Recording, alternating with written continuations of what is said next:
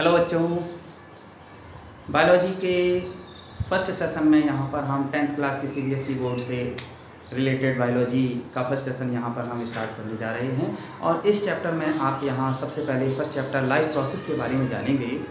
तो इस चैप्टर में सबसे पहले आप समझेंगे मोड ऑफ न्यूट्रिशन के बारे में, ऑटोट्रॉपिक न्यूट्रिशंस क्या होता है, रॉ मटेरियल्स क्या होते हैं फोटोसिंथेसिस के, एंड फोटोसिंथेसिस की साइट क्या होती है, मेन इवेंट्स क्या होते हैं फोटोसिंथेसिस के। साथ साथ यहाँ पर हम समझेंगे कि स्टोमेटा क्या होता है, स्टोमेटा की फंक्शंस के बारे में भी यहाँ समझेंगे हम। हेटरोट्रॉपिक न्यूट्रिशन यहाँ पर हम समझेंगे, और ऑर्गेनिज्म किस प्रकार से फूड को ऑब्टेन करते हैं ये भी हम इस चैप्टर में यहाँ पर समझते हैं। न्यूट्रिशन क्या होता है और ह्यूमन बींग्स में न्यूट्रिशंस किस प्रकार से होता है, ह्यूमन डाइजेस्टिव सिस्टम को हम इस चैप्टर के फर्स्ट पार्ट में यहाँ अंत में हम समझेंगे कि ह्यूमन डाइजेस्टिव सिस्टम क्या होता है। तो चलिए शुरू करते हैं अपना ये बायोलॉजी का ये नया सेशन, फर्स्ट चैप्टर का ये लाइफ प्रोसेस। इससे पहले मैं सबसे रिक्वेस्ट करूँगा कि चैनल को एक बार सब्सक्राइब जरूर कर लें ताकि आपको नोटिफिकेशन मिलता रहे।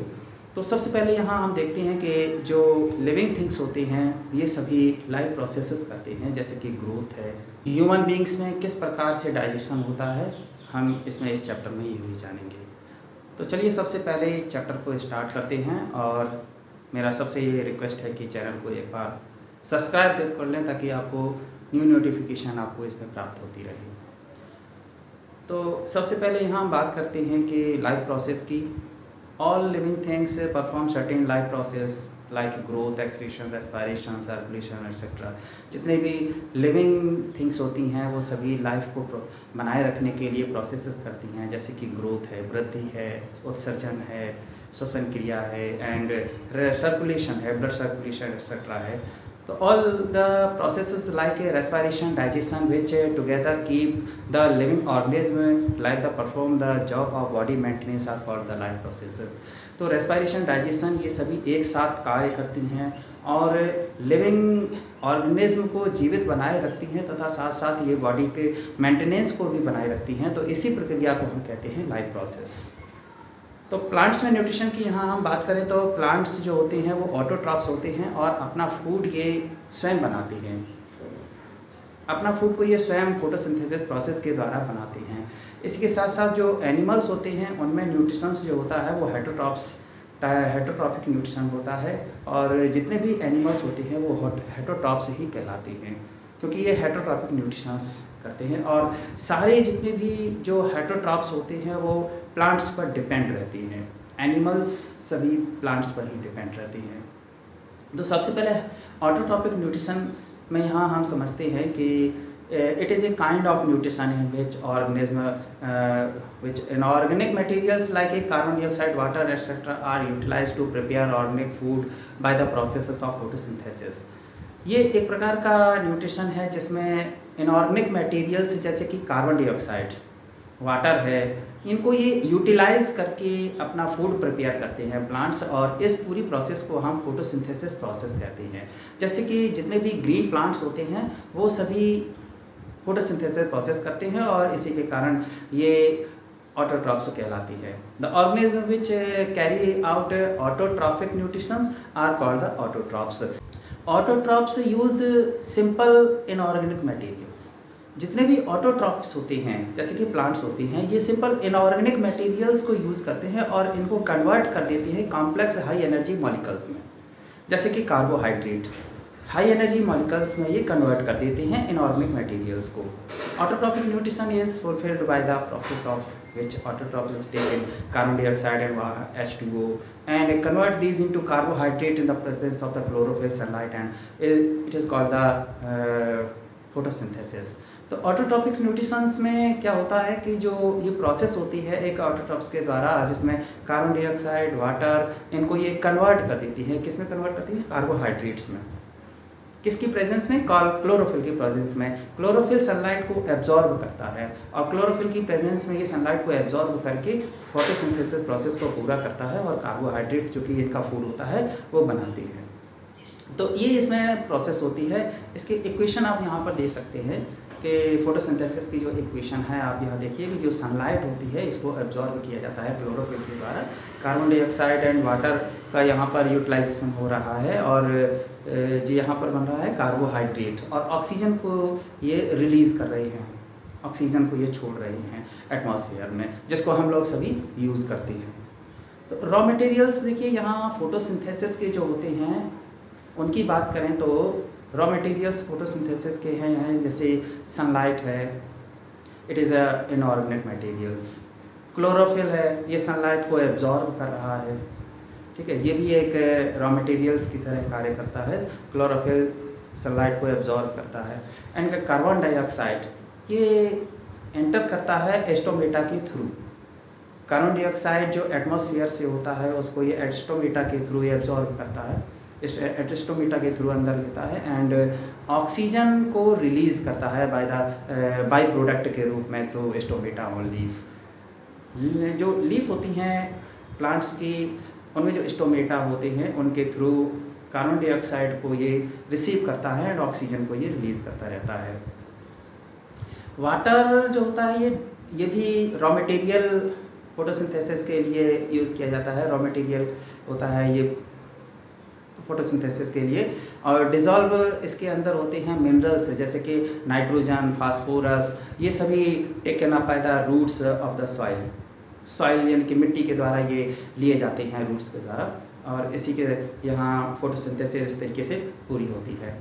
फोटोसिंथेसिस की साइट की यहाँ बात करें तो ये एक प्रकार की सेल होती हैं जो ग्रीन पिगमेंट जिसके अंदर पाया जाता है, विच आर सेल ऑर्गेनल्स, इनको हम सेल ऑर्गेनल्स कहते हैं, और इन्हें हम क्लोरोप्लास्ट के नाम से जानते हैं, विच कंटेन्स द क्लोरोफिल, और इन्हें क्लोरोप्लास्ट्स में क्लोरोफिल पाया जाता है। फंक्शंस की यहाँ हम बात करते हैं तो स्टोमेटा का जो फंक्शन होता है इसका कार्य होता है गैसेस का एक्सचेंज करना, कार्बन डाइऑक्साइड को स्टोमेटा के थ्रू अंदर लेना और ऑक्सीजन को छोड़ना, ये इसका फंक्शन होता है। और इसके साथ साथ जो स्टोमेटा का एक और फंक्शन होता है वो होता है losses large amount of water vapour के रूप में लार्ज अमाउंट में ये वाटर को लॉस करता है ड्यूरिंग ट्रांसपायरेशन। होलोजोइक न्यूट्रिशन की यहाँ हम बात करें तो animals take in solid food and break down inside the body.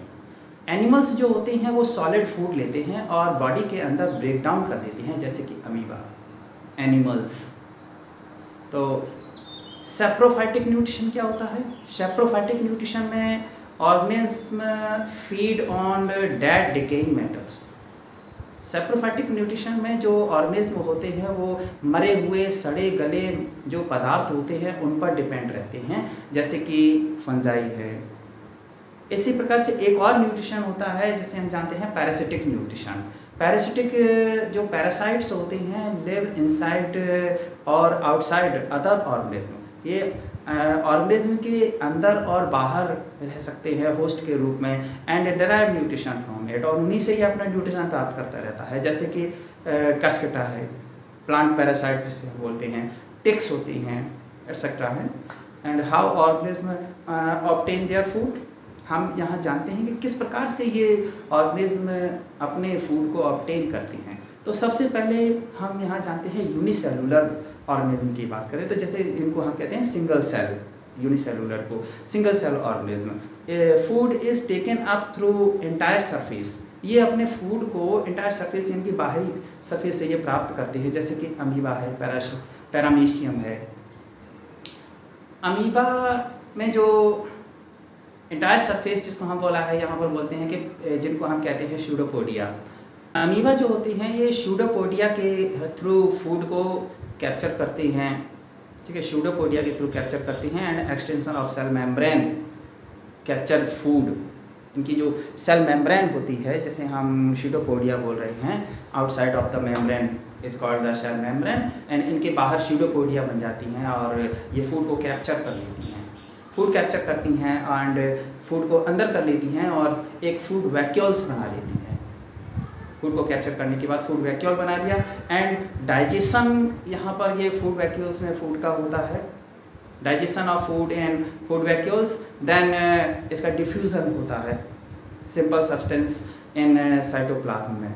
Cytoplasm के अंदर यहाँ डिफ्यूज़न हो जाता है, सिंपल सब्सटेंस जो होते हैं वो साइटोप्लाज्म चले जाते हैं। इसके बाद जो अनडाइजेस्टेड फूड होता है वो move to surface of cell and it thrown out. तो अनडाइजेस्टेड फूड जो होते हैं ये बाहर निकाल दिए जाते हैं सेल के द्वारा, एंड उसको इस तरीके से जो इनका प्रोसेस होती है अमीबा के अंदर। पैरामीशियम की यहाँ बात करें तो उनमें सीलिया पाई जाती हैं, इनमें सूडोपोडिया नहीं बनते हैं, इनमें सीलिया पाई जाती है present all over the body. इनके बॉडी की चारों तरफ जो है सीलिया पाई जाती हैं। तो टेक इन फूड, सबसे पहले ये फूड को टेक करती हैं and at a specific spot, और इसी तरीके से जिस प्रकार से अमीबा में फूड डाइजेशन प्रोसेस होती है इनमें भी होती है। ये भी एक प्रकार का यूनिसेलुलर ऑर्गेनिज्म होता है। अब यहाँ हम बात करते हैं न्यूट्रिशन ह्यूमन बींग्स में। ह्यूमन बींग्स में न्यूट्रिशन देखिए किस प्रकार से होता है। The alimentary canal is basically a long tube extended from the mouth of the anus. जो एलिमेंट्री कैनाल होती है एक लंबी लॉन्ग ट्यूब होती है और ये माउथ से लेके एनस तक फैली होती है, एंड जो various regions are specialised to perform different functions. इसमें विभिन्न प्रकार की प्रक्रियाएँ होती हैं इसके अंदर।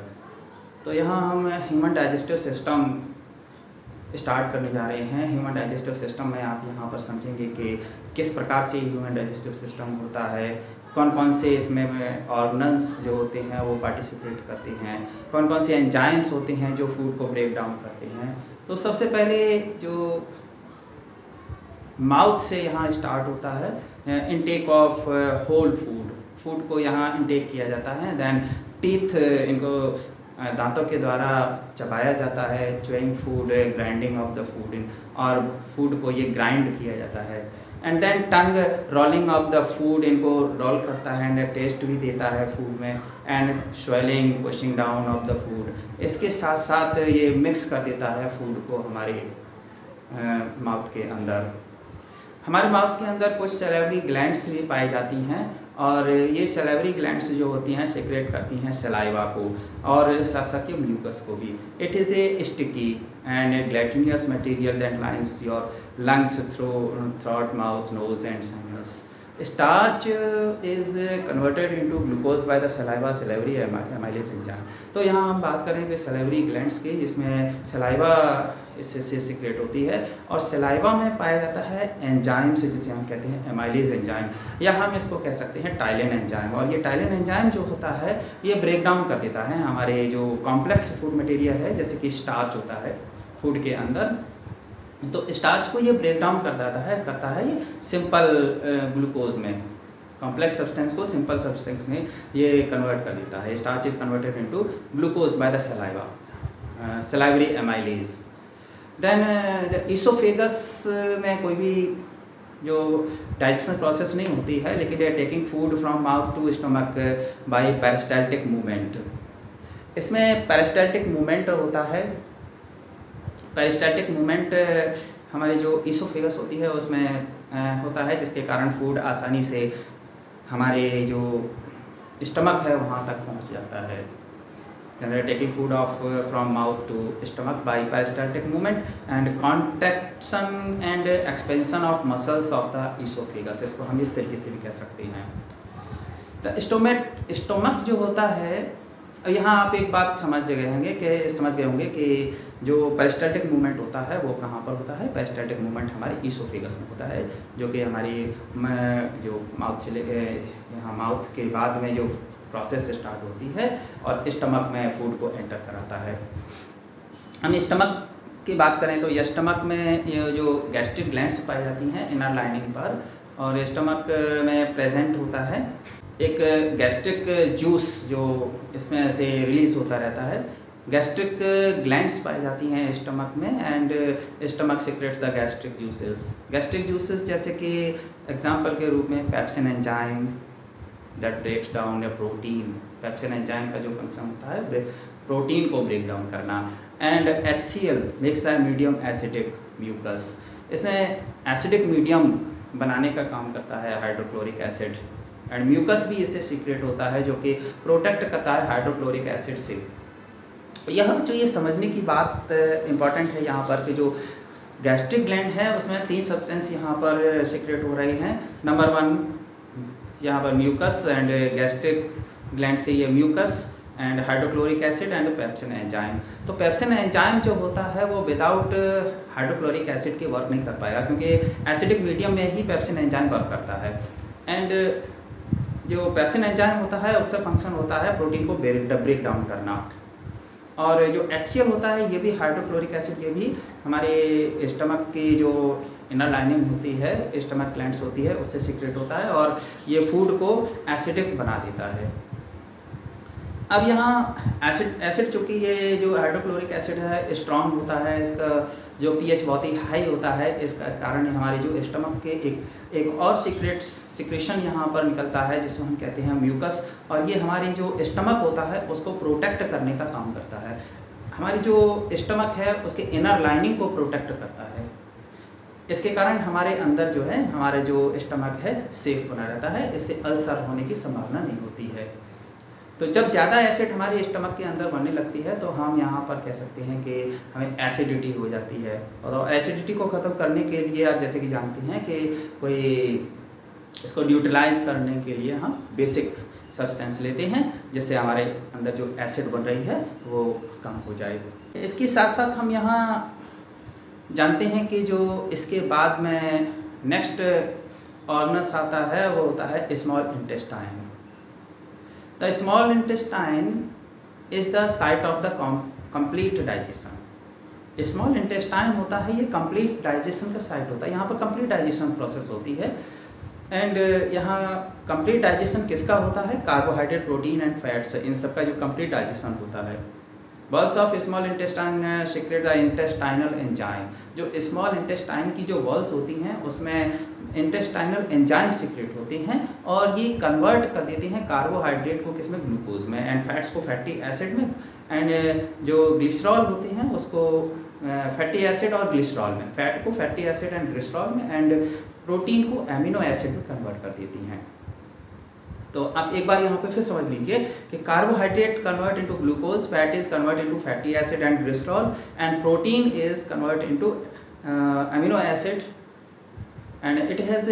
अच्छा, ये कन्वर्ट तो हो गई, अब ये हमारे ब्लड के अंदर किस प्रकार से जाएंगी? इसके लिए देखिए हमारी जो स्मॉल इंटेस्टाइन है उसके इनर लाइनिंग पर बहुत सारी विलेज पाई जाती हैं, फिंगर लाइक प्रोजेक्शन जिनमें होती हैं, ये उंगली की जैसी संरचना होती है, which helps the absorption of food into blood, और ये ब्लड के अंदर फूड को एब्जॉर्ब करने में हेल्प करती हैं, and receives the secretion of the liver and pancreas. और ये जो हमारी जो इंटेस्टाइन में जो है सिक्रेशन भी ये रिसीव करती हैं, लीवर से जो सिक्रेशन निकला है, पेनक्रियाज से जो सिक्रेशन निकलता है। फूड चूँकि ये एसिडिक होता है और इसको एल्कलाइन बनाना बहुत ज़रूरी होता है। फूड चूँकि एसिडिक होता है and which is made alkaline for the pancreatic enzymes. Food चूँकि एसिडिक है, स्टमक से आया तो ये एसिडिक है, अब इसको एल्कलाइन बनाना भी बहुत ज़रूरी होता है, अन्यथा हमारी जो इंटेस्टाइन है उसको बहुत ही हार्म पहुंचेगा। तो इसके लिए देखिए पैनक्रियाटिक एंजाइम्स इसमें जो पैनक्रियाज से सीक्रेट होते हैं, तो पैनक्रियाटिक एंजाइम्स जो होते हैं वो एल्कलाइन एल्कलाइन में ही वर्क करते हैं, फंक्शन करते हैं। तो इसके लिए यहाँ देखिए सबसे पहले जो पैनक्रियाज होती हैं उनमें कुछ जूसेस निकलते हैं और एंजाइम्स सीक्रेट होते हैं, जैसे कि ट्रिप्सिन एंजाइम है। ट्रिप्सिन एंजाइम प्रोटीन को ब्रेक डाउन करता है। लाइपेज जो होता है ये इमल्सिफाइड फैट जो है ब्रेक डाउन करता है, इमल्सिफाइड फैट को ब्रेक डाउन करता है। Fats are present in the intestine in the form of large globules which make it difficult for enzymes to act on them. Bile salt break them down into smaller globules which increase the efficiency of enzyme action. तो कहने का मतलब ये है कि जो fat होता है वो सीक्रेट होता है, हमारे जो फूड होते हैं फूड में फैट्स पाया जाता है, और ये जो लार्ज ग्लोब्यूल्स होते हैं फैट के इनको ब्रेक डाउन कर दिया जाता है बाइल जूस के द्वारा, और ये बाइल जूस होता है वो फूड को एल्कलाइन भी बना देता है, इमल्सिफाइड कर देता है। बाइल जूस जो होता है इमल्सिफाइड करता है फैट को। Fats are present in the intestine in form of large globules के रूप में प्रेजेंट होता है and makes it difficult for enzymes to act on them. तो ये जो लार्ज ग्लोब्यूल्स होते हैं इनको ब्रेक डाउन नहीं कर पाता है हमारे जो एंजाइम्स होते हैं, तो इसके लिए बाइल साल्ट इनको ब्रेक डाउन पहले कर देता है। उसके बाद में इमल्सिफाइड फैट को फिर जो है सिंपल फॉर्म में कन्वर्ट किया जाता है ट्रिप्सिन एंजाइम लाइपेज एंजाइम के द्वारा।